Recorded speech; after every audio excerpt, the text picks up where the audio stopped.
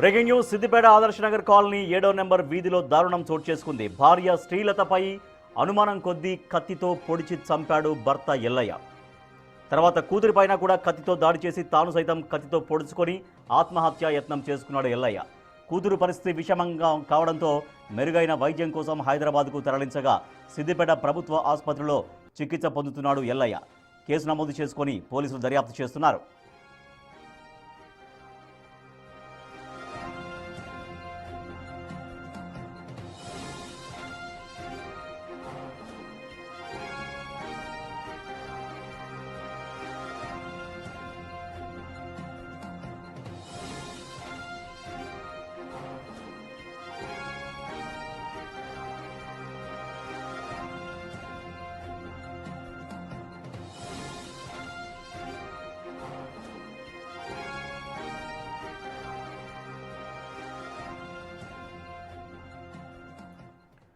చాలా విషాదకరమైనటువంటి దారుణం చూస్తున్నాం. సిద్దిపేట ఆదర్శ నగర్ కాలనీలో 7వ నెంబర్ వీధిలో దారుణం జరిగింది. భార్య శ్రీలత పైన అనుమానం పెంచుకున్నాడు భర్త ఎల్లయ్య.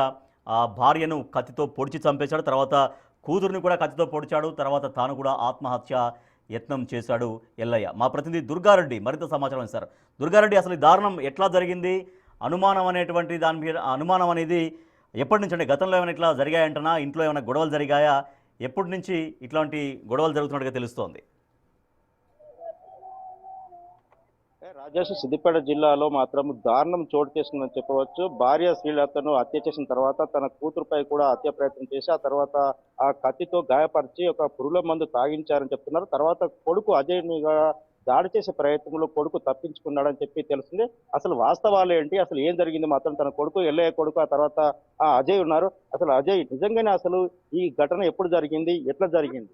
నైట్ 1 అట్లా వచ్చి అది కోసినట్టు ఇక్కడ కోసిండు. మా అమ్మకేమో చనిపోయింది. మా అక్కకి రాగానే మా అక్క అరిచింది. ఇట్లా వచ్చినప్పుడు అరిస్తే నేను లేచిన. ఎందుకు ఇట్లా వేస్తున్నావు అంటే, నిన్ను కూడా చంపేస్తా, నువ్వు ఉండొద్దు, నేను ఉండొద్దు, ఎవరు ఉండొద్దు అని అన్నాడు. మళ్ళీ నేనేమో ఫోన్ తీసుకొని అందరు చేసినప్పుడు మా అక్కని ఇట్లా ఇక్కడ కొట్టిండు. ఏంటో కొట్టిండు అజయ్? అసలు నిజంగానే ఎందుకు ఘర్షణ దారితీసింది? ఏమో తెలియదు. అది ఏమో దేని కొట్టిందో తెలియదు. లోకల్ బండ బ్లడ్ ఉండే కట్టెతోటి ఇలా కొట్టిండు. నీపై కూడా దాడి చేశాడు, నువ్వు తప్పించుకున్నావు అంటున్నారు. నిజంగానే గాయాలైనాయని? ఏమైతే కాలే కానీ తప్పించుకున్నా. చంపనీకి వచ్చింది. దేనితోటి? రాడు తీసుకొచ్చిండా? చాకు తీసుకొచ్చింది. మరి ఇంట్లో గడ్డి మంది ఎక్కడిది? అసలు ఎందుకు నుంచి ప్లాన్ ఏమైనా చేస్తారా? గతంలో గొడవలు అయ్యాయా మీ మమ్మీకి మా డాడీకి ఏమన్నా? చిన్న చిన్న అయినాయి. అప్పుడు లొల్లుతాయింది. మళ్ళీ నేను ఇప్పుడు ఏమన్నా అని మా అమ్మమ్మ వాళ్ళకి చెప్పి తీసుకొచ్చింది. చూడొచ్చు, నిజంగా తన తల్లి ఏదైతే శ్రీలత తల్లి ఉందో తల్లి కూడా ఇక్కడ ఉన్నారు. నిజంగా ఏం జరిగిందమ్మా, మీకు ఎట్లా తెలిసింది? అసలు గతంలో ఏమన్నా ఇక్కడ శ్రీలతకు ఎల్లయ్యకు గొడవలు జరిగాయా? అసలు ఏంటి పరిస్థితి? నాకు తెలియదు సార్. నేను ఇంటికాడ పెక్కంటికాడ సారు, నాకు ఏం ముచ్చట తెలియదు. నా బిడ్డ నల్లుడు నా పిల్లలు మంచిగానే ఉంటున్నారు అనుకున్నా సార్. నేను నిన్ననే వచ్చిర్రు ఇంటికాడికి వెళ్ళి బియ్యం సంచి తీసుకొని, బిడ్డ ఉండు బిడ్డ అంటే, అమ్మ ఉండవు పిల్లలు ఉన్నారు హాస్టల్లోకి పోతారు అమ్మ అని అన్నది. అయిందని బిడ్డ ఇక పోని బిడ్డ అని ఓ బియ్యం సంచి 50 కిలోల బియ్యం సంచి నా బిడ్డ గుందుకొచ్చి బండి మీద వేసింది. బండి మీద వేసి తీసుకొని వచ్చిండు. నా బిడ్డ నీ కర్మం చేసిండు సారు. నాకు ఆడు అల్లుడు కాదు సారు, మీ అత్తలే కాదు. నా బిడ్డ పోయింది, నా మనరాలు పోతుంది. నా ఒక బలగానే ఉంటే నేను ఎట్లా చదివించుకుంటున్నాను అని కూడా పెట్టి చంపాలి సార్. ఆడొద్దు నా పిల్లలు. గతంలో ఎప్పుడైనా గొడవలు జరిగాయా? పంచాయతీ నిర్వహించారా? పోలీస్ స్టేషన్కి వెళ్ళారా మీరు? నేను ఎక్కడ స్టేషన్ పోలేదు సారు. నేను ఎవరికి ఏ స్టేషన్ పెట్టలే. నా బిడ్డను తిట్టినా కొట్టినా అట్లా కాదు బిడ్డకి ఇట్లా అని నా బిడ్డకు చెప్పేది. నాలుగుని సమాధానం చెప్పదు, నా బిడ్డకు చెప్పదు. నేను ఎక్కడ స్టేషన్ పెట్టలే. ఒక్కనాడు ఆస్తు గొడవలు వచ్చినాయా, లేకుంటే ఎందుకు భార్య భర్తల మధ్య పంచాయతీ జరుగుతుందమ్మా? ఆస్తి లేదు ఆయనకి. ఏమొచ్చింది? ఒక 30 గుంటలు వచ్చింది సారు. ఆయనకి ఏం లేదు. నేను ఆ దగ్గర నా బిడ్డ కంటే కొన్నాను. నేను ఆ దగ్గర ఉంచుకోను నా బిడ్డ. అక్కడ ఏమీ లే. నా బిడ్డకు పెడుతున్నా సొమ్ములు పెట్టుకున్న లగ్గం అప్పుడు అవి అమ్ముకున్నాడు. మళ్ళా నా బిడ్డకి ఎట్లా అని 3 తులాలన్నర గొలుసు చేయించిన నా బిడ్డకు ఏం లేకుంటున్నదని. చూడొచ్చు నిజంగా రాజేష్ తన సిస్టర్ అంటే ఏదైతే శ్రీలత ఉందో శ్రీలత సిస్టర్ కూడా ఇక్కడికి వచ్చారు. బంధువులు చాలా మంది ఉన్నారు. ఆ శ్రీలతను కూడా అడిగి తెలుసుకునే ప్రయత్నం చేద్దాం. అసలు మీ చెల్లె ఎప్పుడు చనిపోయిందని మీకు ఎలా తెలిసిందమ్మా? అసలు ఏమైనా గొడవలు జరుగుతున్నాయి? చెప్పిస్తారు అలా బావ కొడుకే ఫోన్ చేసిండు, మా చెల్లెళ్ళ బావ కొడుకు ఇట్లా చనిపోయింది, చెల్లె ఆ పిన్ని చనిపోయింది, చెల్లెను తలకాయ వాళ్ళు కొట్టిండు, హాస్పిటల్ వేసినాం రారని ఫోన్ చేసిండు. హైదరాబాద్ నుంచి వచ్చినాం సార్ మేము.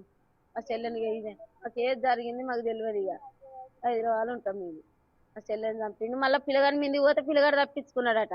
ఆయన అయితే ఉంచొద్దు సార్, ఆయన ఉంచొద్దు అని చంపేయాలి, లేకపోతే బయటకు మాకు వెళ్ళగొట్టురు, మేము మా చెల్లెతో పటాన్ని పెడతాం. వాడు కంటి కనబడొద్దు. ఇక ఏం లేదు సార్, మా చెల్లె మీద తాడు బీడన్ని అమ్ముకున్న లంచోడికి ఇక్కడనే చిత్తి పెట్టుండో ఒలి పెట్టుకున్నాడో యువతికి చేసుకున్నాడో మా చెల్లెని కాని కష్టం చేపించిండు, బాయిల పని తీసుకుపోయిండు, అన్ని పనులు చేపించిండు. మా చెల్లెను ఇట్లా చూడబండి పెట్టిండు, అన్ని చేసిండు, కూరగాయలు అమ్మిపించిండు, పతక్కడి చేపించిన మేమేం తప్పుడు చేయలే. మా చెల్లెకి ఆపరేషన్ అయ్యి ఇప్పుడు సంవత్సరం అవుతుంది గర్భసంచి ఆపరేషన్ అయ్యి. ఆ పైసలు చూస్తే మా అమ్మ సగం నేను సగం పెట్టుకొని ఆపరేషన్ చేపించిన ఇన్నే. మా చెల్లె కాని కష్టాలు వచ్చింది, మాకేం చెప్పలేదు. గతంలో గొడవలు జరిగాయా? మీరు ఎప్పుడైనా గొడవలు చిన్న చిన్న గొడవలు అవుతున్నాయి. మేము సపడాకనే ఉన్నాం, భార్య భర్తలు కదా, చిన్న గొడవలు అవుతాయి అని మేము గమ్మునే ఒక్కున్నాం. మా మేనత్త కొడుకు కదా అని సమాధానం చెప్పి తోలిచ్చినాం. పెద్ద మనుషులు చూస్తే పోంతి ఉండూరోళ్ళని అలా ఎక్కడో ఊరైతే మా ఊరికి తీసుకొచ్చి చిన్నప్పుడు వాళ్ళ అయ్య చచ్చిపోతే మా అయ్యలేదు అది పెద్ద చేసి మా పెద్ద బాబు బిడ్డను ఒక్క ఆయనకి ఇచ్చినాం, మా చెల్లెని ఒక్క ఆయనకి ఇచ్చినాం. రాత్రి నుంచి తర్వాత కూడా తాను కూడా నిజంగానే చూస్తే రాజేష్ మనం చూడొచ్చు ఒక ప్లాన్ ప్రకారంగానే రాత్రి ఇంటికి వచ్చిన తర్వాత అందరూ నిద్రలో ఉన్న సమయంలో మాత్రమే ఈ ఘటన చోటు చేసుకుందని చెప్పి తెలుసు. దీంతో పాటు నిజంగా అమ్మా మీకు ఎల్లయ్య ఏమవుతారో శ్రీలత ఏమవుతారు ఏంటి పరిస్థితి? వీళ్ళతో మా పిన్ని, మా అమ్మ వాళ్ళ చెల్లెతో మా బాబాయ్, మేము హైదరాబాద్ లో ఉంటాము. అసలు ఏం గొడవ అయిందో ఏందో తెలియదు. మాకు నైట్ 3:30 అట్లా ఫోన్ వచ్చింది. వాళ్ళ అన్న కొడుకు ఫోన్ చేసిండు, ఇట్లా పిన్నిని చంపేసిండు, చెల్లెని తలపైన కొట్టిండు, గడ్డి మందు పోసిండు, ఆమె గ్యారంటీ లేదు, పిన్ని అయితే చచ్చిపోయిందని ఫోన్ చేసిండు. ఇమ్మీడియట్ గా మేము ఇక్కడికి వచ్చినాం సార్. వాళ్ళ మధ్యలో గొడవ ఏమైందో మాకు తెలియాలి, వాడు ఎందుకు అట్లా చేసిండో తెలియాలి. చూడొచ్చు నిజంగా చాలా మంది రాజేష్ తన కుటుంబ సభ్యులు కూడా ఉన్నారు, వాళ్ళందరూ కూడా అదే చెప్తున్నారు. అతను కూడా గతంలో మాత్రం మేము వద్దనుకున్న పంచాయతీ నిర్వహించి కూడా పోలీస్ స్టేషన్కి వెళ్లే వాళ్ళం కనుక మాకు న్యాయం చేసేయాలి పోలీసులు అని చెప్తున్నారు. సిద్దిపేట పోలీసులు మాత్రం కేసు నమోదు చేసుకొని ఆ చనిపోయిన శ్రీలత డెడ్ బాడీని తీసుకురావడం జరిగింది. మెరుగైన వైద్యం కోసం మాత్రము శ్రీలత కూతుర్ని హైదరాబాద్ పంపించారు. తర్వాత అజయ్ కూడా తప్పించుకునే ప్రయత్నం చేసుకుని బయటకు వెళ్ళడం వల్ల ఆయన ప్రాణాలు దక్కించుకున్న పరిస్థితి అయితే ఇక్కడ పోలీసుల ద్వారా కావచ్చు లేకపోతే కుటుంబ సభ్యుల ద్వారా మనకు తెలుస్తుంది. Rajesh, right, thank you Durga Reddy.